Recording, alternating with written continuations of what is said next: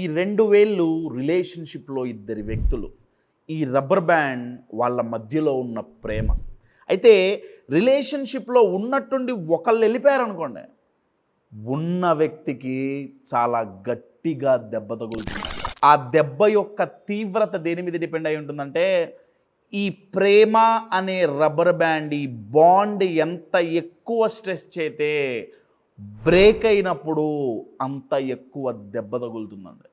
అయితే ఇక్కడ దెబ్బ తగలకుండా ఉండటానికి ఒక బ్యాండేజ్ లాంటి ప్రొటెక్టివ్ ఎక్విప్‌మెంట్ పెట్టుకుంటే సరిపోతుంది. ఇక్కడ గాయం అవ్వకుండా ఉండాలి అంటే రిలేషన్‌షిప్‌లో ఎదుటి వ్యక్తి వెళ్ళిపోయినప్పుడు ఇక్కడ గాయం అవ్వకుండా ఉండాలంటే దానికుండే ఒక అద్భుతమైన బ్యాండేజ్ పేరే యాక్సెప్టెన్స్ అండి. ఎందుకు నేను యాక్సెప్టెన్స్ అంటున్నా అంటే, ఇలా బాండ్ స్ట్రెచ్ అవుతూ వెళ్తున్నప్పుడు ఎదుటి వ్యక్తి ఎప్పుడు వదిలేస్తాడో, ఎంతకాలం ఉంటారు వాళ్ళు మనం ఊహించలేం. అందుకే బ్రేకప్ అయినప్పుడు ఎంత త్వరగా అంగీకరించగలిగితే అంత ఫాస్ట్‌గా హీల్ అవుతారు.